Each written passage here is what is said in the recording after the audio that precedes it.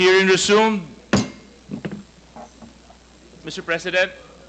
Yes, Your Honor. Ah, nalilito na ako kung anong sabihin ko. Pero sabi ko kung if I'm lying or if my statements are falsely stated, or if there is an iota of magbigti ako. So, in the same manner na kung magbigti ako si Trillantes, dapat magsabay rin sa akin. Okay, duly noted of your thoughts, Mr. President. Former Senator Trillantes, you're recognized. Maraming salamat, Mr. Chairman. Ito pong dokumentong ito po yung naging basis ko nung plunder case na final ko kay Duterte noong 2016. At ito po ay inimbestigahan ng Ombudsman at ang Deputy Ombudsman, Arthur Carandang, and I think the Quadcom can invite him. Siya ang nag-conduct ng investigation.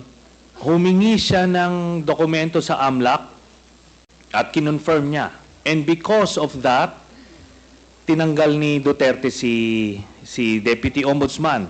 Now, aside from that, so pwede natin, suggested by Chairman Paduano, na yung AMLAC mismo, unless,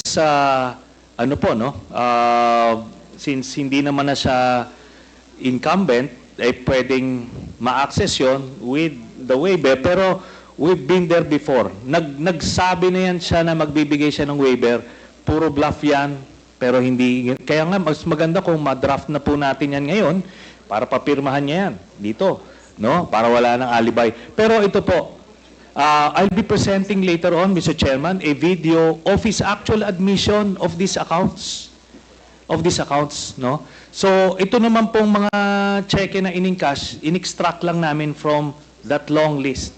Mga managers' checks po yan, hindi nawawala sa system po yan. And later on, exempted sa impeachment cases, kaya pwede po lumabas yan, ipepresenta po yan. That's the smoking gun ng proceeds of the illegal drug trade ng Duterte crime family. Salamat po, Chairman. Thank you very much, Sir, I have to respond to it. This guy President, is with all due respect, I'll have to follow the rules. Yeah. I will give you time later, Mr. President. I will give you time later. Just so that we can put to rest this issue of waivers, because it's been going back and forth.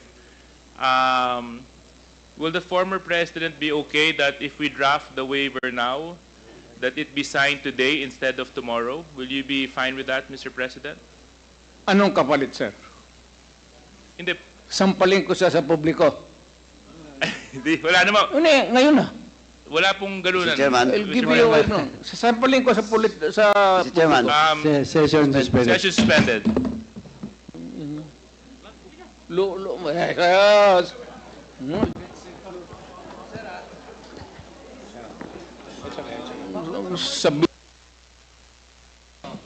please. Order.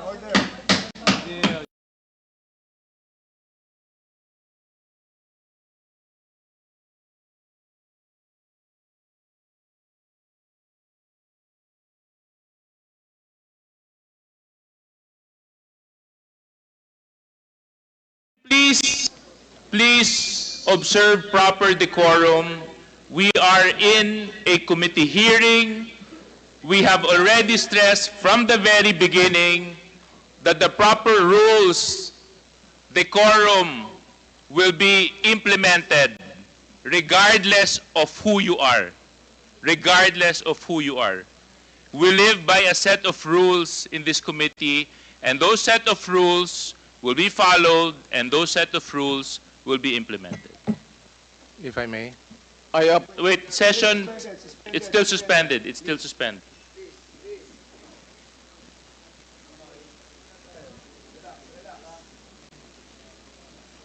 Sorry ho.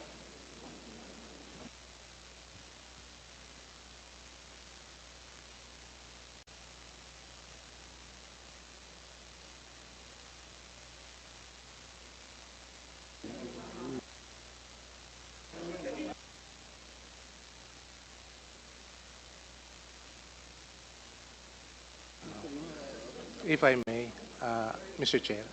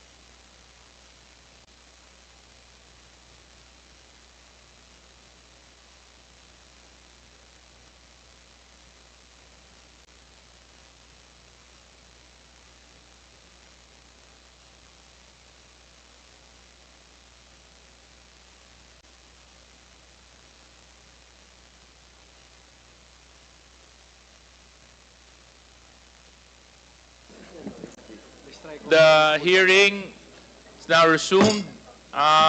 Chairman? Yes, Chair. SDS. Mr. Chair, may Mr. Chairman, I be may I allowed, move, with Wait, priority? former Mr. Chairman. President, I just would like to apologize for the unbecoming behavior. Init sa ulo lang yun. thank you very much for your apology. It is accepted, and I hope that the others beside you would also observe proper decorum. So, but thank you very much for your apology. SDS and Mr. Chairman, Gonzalez. may I move to strike off the word sampal on our record? There's a motion to strike off the word sampal in the records. Any second to that? Second, any objection? There being none. Comcheck, you're duly instructed to please strike out that word. Thank you, Mr. Chairman. Secondly, hindi po basketball ito. Yung mga miro nang nag-aaway, yung mga players, kalmante lang po sana. Hindi na maulit yun. Salamat, Mr. Chairman. Mr. Chair.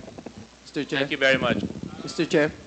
Just a Congressman Adyong, I'll just give Attorney Degra a minute. I think he's been raising his hand. Yes, thank you. But before I recognize you, Attorney, can you kindly turn off the mic of the former president para lang hindi tayo nag-aagawan dito ng... Yes, you may proceed.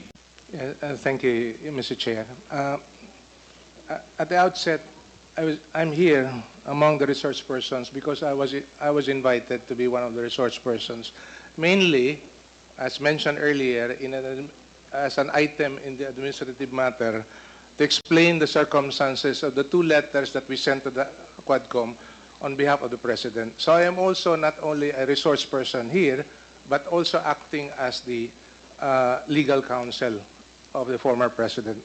That said, we have reviewed the agenda item for the 11th joint public hearing. And I hope we would be able to put things in context insofar as how the proceeding have gone through until now. And I noticed that insofar as what has been going on for the last 9 hours, this would only be limited to item 4, 5, and 6 in relation to the alleged extrajudicial killing in the Philippine campaign against illegal drugs during the previous administration. That said, Mr. Chair, we would like to be clarified because this is a legislative inquiry in aid of legislation. May we know what proposed legislation is being set on the table for the committee to consider and for the resource person to contribute their valuable inputs, if any, so that we can avoid incidents like what we just saw earlier, so that it will be meaningful, intelligent, accurate, and hopefully not accusatory in character. Yeah, so that it will be positive. Yes. And as I've said, meaningful discussion, so that we'll be able to come up with effective legislations, Your Honor. Thank you very much. Actually, with regards to your point, Attorney Degra, 2, or if not I'm mistaken, 3 bills have already been filed with regards to the Quadcom hearing. Isa po dyan, may kinalaman sa forfeiture of illegally acquired properties, 1. Number 2, may kinalaman po sa EJK. At saka yung pangatlo po, may kinalaman po sa heinous crimes. So, these investigations being conducted by the Quadcom has actually brought about a lot of legislation already. Other than that, our members are also looking into amendments of existing laws so that we can strengthen the institutions and the agencies by which the government operate in. Other than that, mapapansin po natin just very recently, naglabas po ang administrasyong ng ating Pangulo ng EO para sa implementation ng total ban sa Pogo. So, with that being said, Attorney Degra, Congressman Adjong? Thank you, Mr. Chair. Just like to ask Senator De Lima, are you comfortable in your seat, Senator? Because earlier when there was a small incident commotion, I saw you froze for a bit. Are you comfortable in your seat? We can transfer you if you want. I'm not comfortable, but I can stay here. Okay. Yes. I'm just concerned with our. I'm not afraid at all. Yeah. Thank I'm not. you. Yes. I'm just saying that for a little bit, I think you froze. Salamat And po. then Salamat. Just concerned. Thank you. Mr. Chair. Thank you, Senator. Congressman Mr. Adyo- Chair, Yes, Chairman Benny. I cannot help but say this, no. I'm a little bit insulted by the statement of Attorney Delgra. You know, is he trying to question this committee on the pieces of legislation that we are trying to prepare? Mr. Chair, I'd like to find out because it seems to me, Mr. Chair, that he does not actually believe in what we're trying to do. Now, Mr. Chair, Attorney Delgra, my committee, the Human Rights, have at least 5 bills that ought to be filed. And it is not our duty to tell you what those bills are, Mr. Chair. Thank you very much, Chairman Benny. We do take note of your observation, and I hope our resource persons will be a little bit more prudent when it comes to the comments that they will be eliciting in this hearing. Next on our list is Congressman Adyong. Yes, Congressman Adyong. Thank you. Thank you very much, Mr. Chair. Bismillahirrahmanirrahim. Assalamualaikum warahmatullahi ta'ala wabarakatuh. Maayong gabi, Mr. President. Kabalo ko, allow me to first speak in Bisaya. Kabalo ko, murag gikapoy na ta kay sugod tag kaninang buntag. So I will be very, very brief, Mr. Chair, in my clarificatory questions, Mr. Chair. Just allow me to thank the former President for gracing the invitation of this Quad Committee and for generously responding to the questions and for being candid with his responses, with his answers. Earlier, Mr. Chair, I noticed former President Gloria Macapagal Arroyo was also joined this committee hearing, although briefly. And we also have the current Vice President in our midst. This is a rare occasion, Mr. Chair. It only speaks about the importance of the matter that is being discussed by the committee, that top officials of our land, 2 former presidents, were present in this discussion. It only speaks about the gravity and the seriousness and the importance of what we are discussing right now, Mr. Chair. So allow me also to, at least to premise my clarificatory questions, because some of the questions that I would like to ask to our guest speakers, guest resource persons have already been asked by some of my colleagues here, and I don't want to labor on those questions. But let me just premise my clarificatory questions. I would like respectfully, if the former president would indulge me with his responses, on the premise that I believe there are certain basic rules, no, that one has to follow, especially for government officials such as ourselves. Pardon me, Mr. Chair, pardon me, Mr. President, if I premise that on a very basic tenets, no, in a basic principle of how the democratic process is being exercised and upheld and being promoted in a country such as ours. Number one, the rule of law. Mr. Chair, I'm not a lawyer, although I do have high admiration to lawyers, because I know for a fact that law as a profession is not only noble, but it is also challenging. And we are joined here on this table, on this side of the table, brilliant lawyers, and even brilliant lawyers who are seated across our table, seated beside both sides with the former president, even seated behind the former president. I say it's a noble profession because lawyers are expected to uphold and to promote the basic tenets, which is the rule of law, and to uphold at least the due process, that the very essence of why we are having a very strong, and I suppose we still have a very strong criminal justice system. Because I know, Mr. Chair, as a lawyer, no matter how convincing the evidence being presented to an individual allegedly accused of any crime, a lawyer has to defend his client before any court of law in our land. So ganun po ka-challenging at ka-noble ang profession ng pagiging abogado. So I just like po to direct my clarificatory questions po to the former president. Mr. President, you were once a prosecutor, and tama po. Yes, sir. Thank you po. And Mr. Chair, if I also would like allow the former president to interrupt, just as similar with what Congressman Rog, when he also asked the former president, I would also like to have that kind of arrangement. He can answer me whenever he wants. Wala pong problema sa akin yun, Mr. President. Thank you, sir. Thank you. Mr. President, you were once a prosecutor, and then you served as a mayor of Davao City, and also a former member of the House of Representatives, and then went back to being a mayor again, if I have my timeline correct. No? And then before you ran for the presidency in 2016.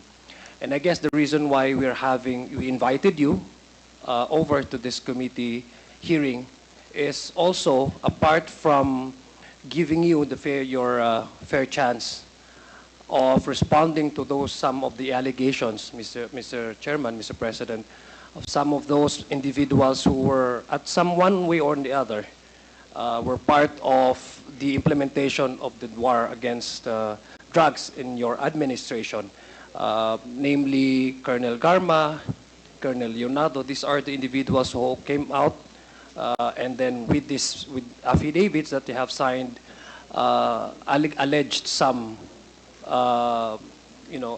things that happened during the implementation of the drug wars against the personality of the former president, Mr. Chair, and this is one way of giving you the fair chance of maybe responding to those allegations. And apart from that, Mr. Chair, Mr. President, you're correct. This is the primary consideration also of this Quad Committee, is to make sure that if there's any policies, laws, regulations in our land that have either weak or needs to be updated or needs to be amended, or for the Congress to pass a new law to strengthen our resolve in trying to protect our streets from illegal activities, criminalities, as well as balancing it with the upholding the due process of law. This is the perfect time for it.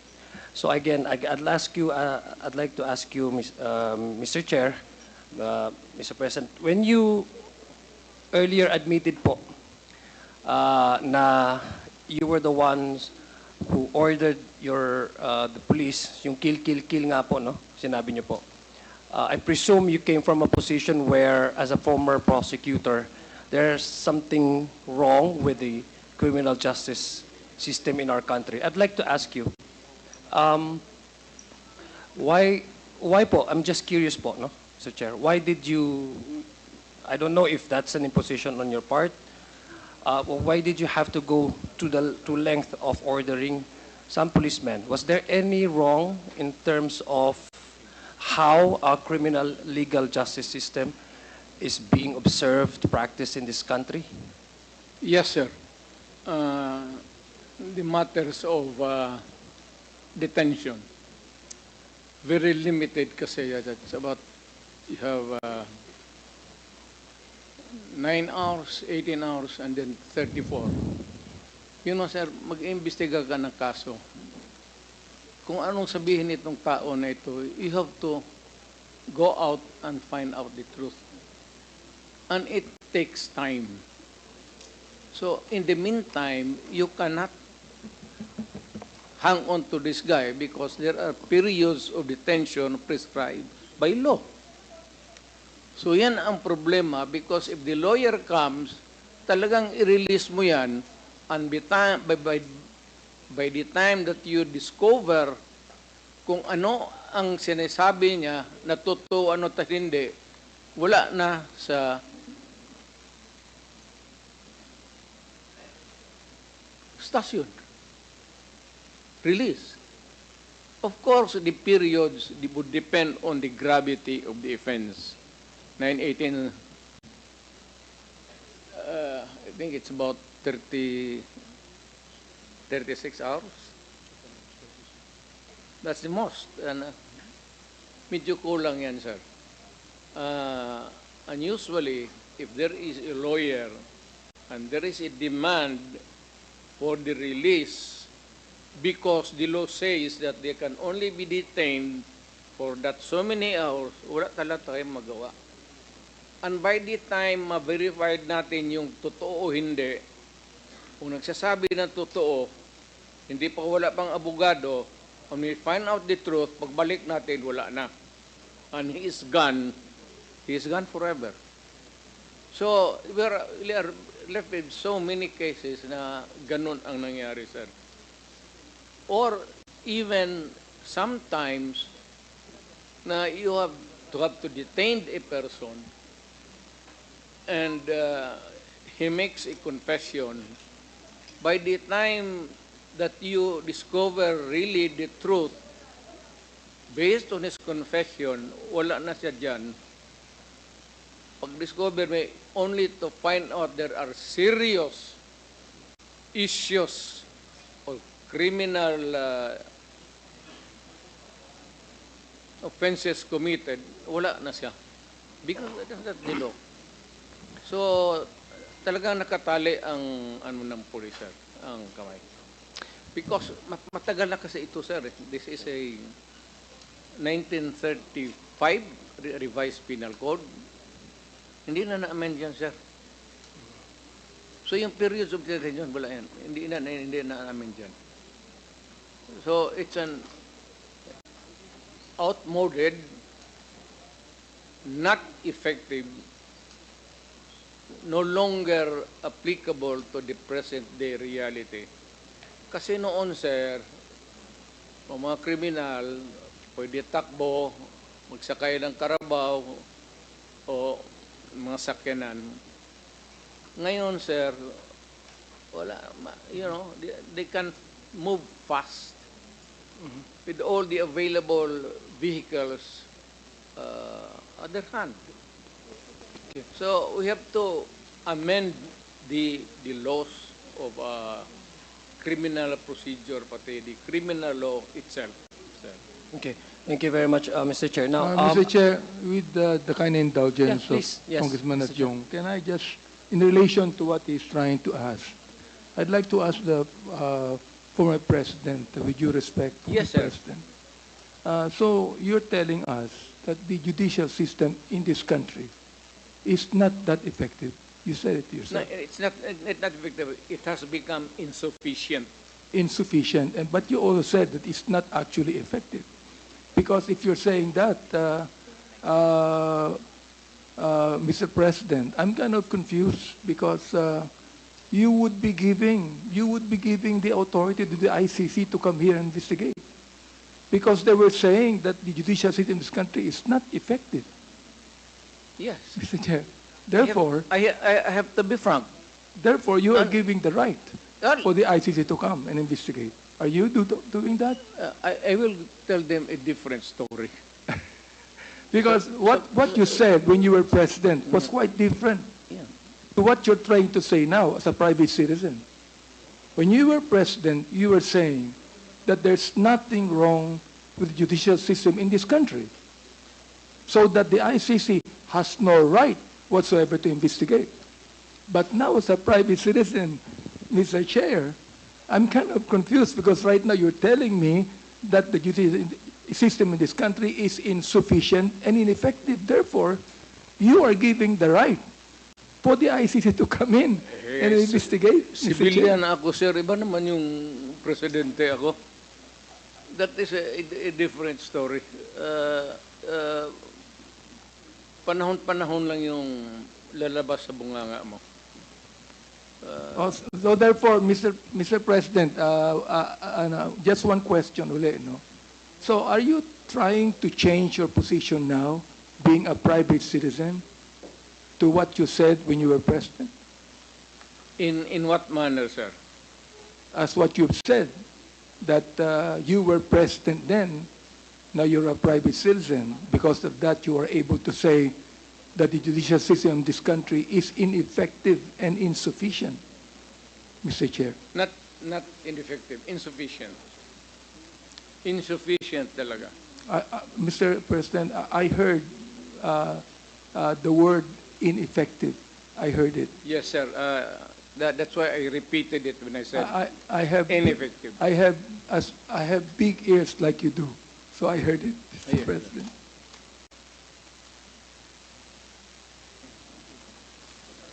Please proceed, Congressman Addiong. Thank you, Mr. Chairman. Thank you, Mr. President, for that response. I believe, as a non-lawyer, I'd like to be enlightened. There are certain issues on the prescription of law.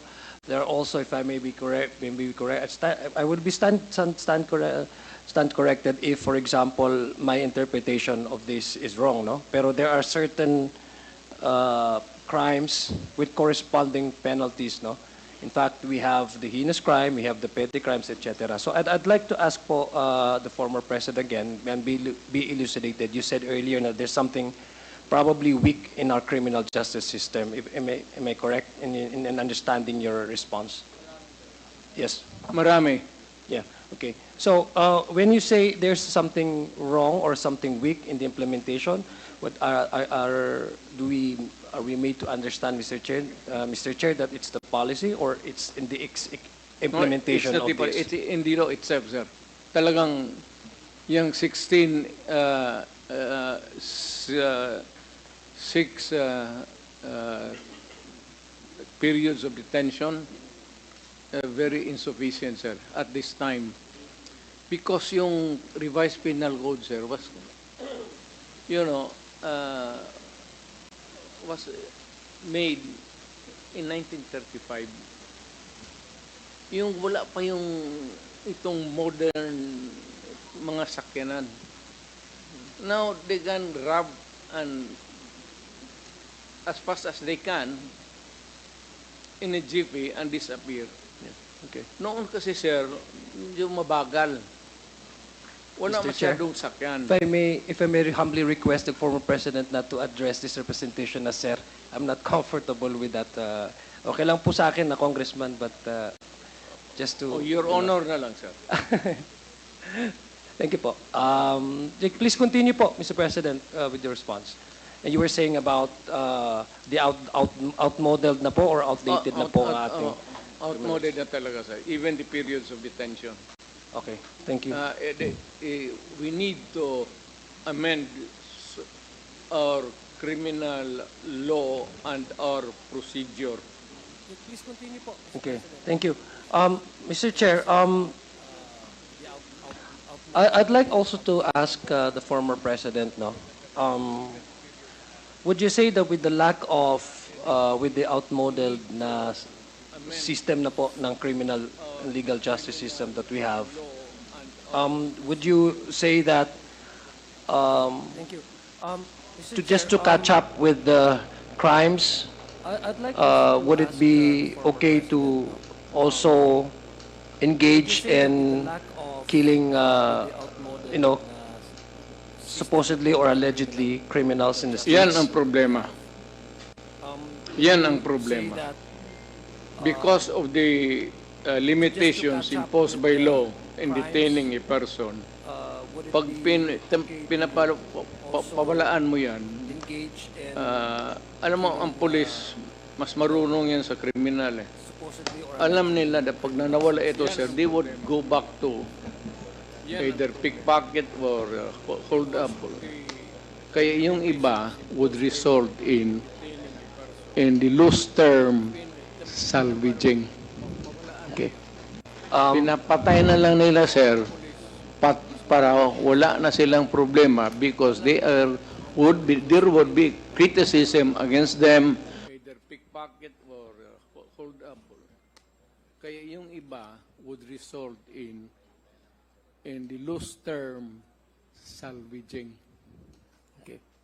Pinapatay na lang nila, sir, para wala na silang problema because there would be criticism against them and the outcry of the public. And sometimes, tinatapos na lang talaga nila. Okay. Ganon talagang istorya kasi prosecutor, dumaan ako prosecutor. Thank you. Yeah, thank you very much, Mr. President. Mr. Chair. Shortcut. Yeah. Shortcut na lang. Okay. Mr. Chair, Mr. President, I believe you're familiar with the may saying po sa legal community na the law may be harsh, but it is the law, no? That to me, Mr. Chair, that can also be applied, and currently, no, the law may be weak, as you describe it, no? That's why we are having this discussion also is for the squad committee to possibly amend or introduce any that would strengthen our policies in terms of criminal We justice appreciate system. that, sir. Yeah, but a law, that logic can also be applied into my own understanding. A law can be weak, but it is the law. So that premise, Mr. Chair, is exactly has to be observed in order to avoid people taking their justice into their own hands, no? Mr. Chair, would you agree with me on that, Mr. President? Correct, sir. So that to put a stop to it, there must be progressive laws from every now and then.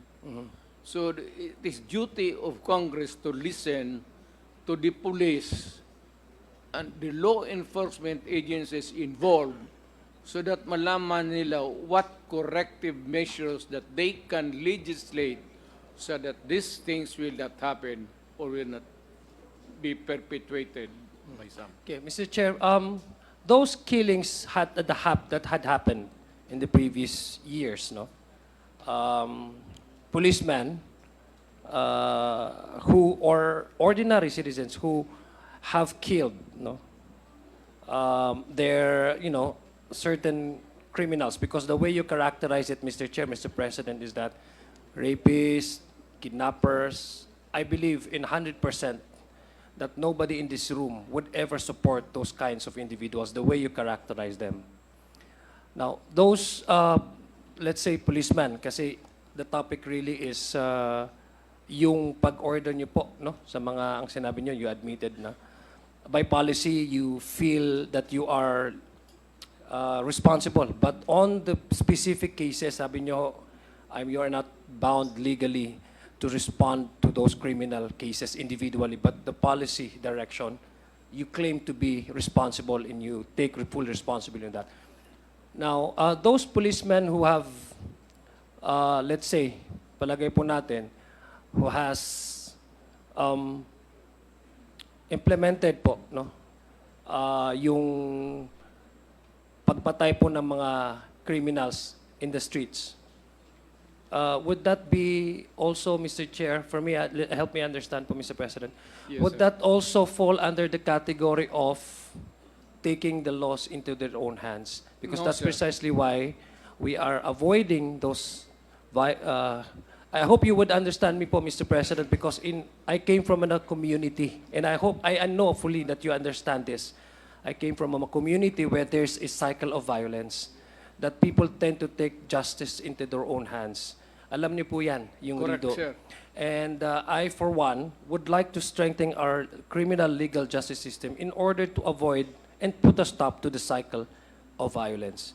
Now, those policemen who have killed, the word is extrajudicial killing kasi outside of the bounds of the law, who have killed individuals who are charged with, not even charged, but they suspected of involving themselves in criminalities. Would that be sufficiently or accurately fall under the category of the phrase to take justice into their own hands, which is diametrically opposed to the rule of law and the whole system of our governance, which is based on the democratic principles of separation of the It is judiciary, the legislative, and the...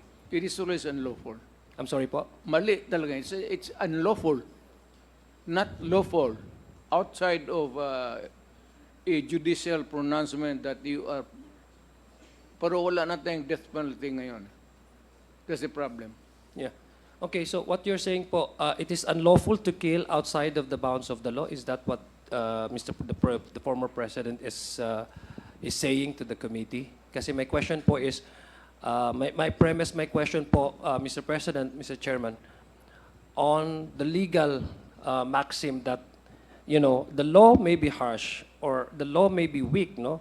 Unfortunately, in the way you describe it in our current legal system, it's weak. But we have to observe that. No, anything that is done outside of the bounds of the law, Outside of the law outside of law is illegal. it is unlawful. illegal, unlawful. So therefore, Mr. Chair, may I deduce from the way the former president responded to my question, but so that I can be elucidated, those killings were unlawful and illegal. Well, depends, sir. There has to be some a condition. Not all killings are legal, and not all killings are illegal. There are killings. No, pardon me, Mr. President. Just to put into context, those individuals were killed by the orders of by your orders po, no? Admittedly kanina, yung sinabi niyo po. Would you categorize that as something illegal or unlawful? That would be unlawful. Okay. Because kasi, sir, kung nasa custody na ng police, nakahandcuff na, nakatali na, what would be the point? Kasi ako, police, hindi trabaho ng lalaki yan. Totoo lang. Okay. I cannot, for the life of me. Pero kung may baril ka, papatulan talaga kita. That has been my as mayor. Papatulan talaga kita. And it had happened many times. Yeah. Okay. I participated in the shootout early on when I was about just 3 months mayor. So, yeah. Mr. Chair, if I may be continued, Mr. President. So those who have killed under the AJK, no, sinasabi po, the implementation of the war on drugs, those who are, kasi there are also cases wherein yung namatay po ay hindi nanlaban, no? So are we saying now, Mr. President, Mr. Chairman, that those who have nanlaban cannot necessarily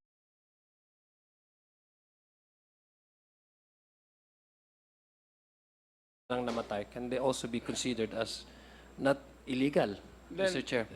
Those police officers, law enforcement agencies, whoever they are, kung pinatay nila unlawfully, not in self-defense, not in the performance of duty, kung civilian ka or police ka, the performance of duty, which would include the elements of self-defense, talagang illegal yan. Okay. But Mr. Chair, no, let me continue on, Mr. Chair. No, let me also ask the former president, being a prosecutor himself. I think the bulk of the discussion that we're having right now is on the assigning of the term criminals, no? Because ako po, Mr. President, gumagamit din po ako ng hyperbole. And I'm sure karamihan po sa atin talaga ay it's just as figures of speech, no? Pag meron po tayong hindi magandang nakita, po pwedeng sabihin natin na you are so and so, no? Pag halimbawa mayroon akong kalaban or mayroon ako, pwede kong sabihin na ito si ano so and so, no? So those are just some mere accusations, no, allegations. Who do you think, or which agency of the government do you think has that mandate and again the mandate and the authority to assign the such and such person is criminal, and when can that, for example, I believe it's the court, no? And when can the court finally categorize you or call a certain individual allegedly of committing a crime criminal, Mr. Chair? Sir, we have to go para hindi tayo mawala sa discussion. Yes po, Mr. Chair. If I may, I'm not trying to...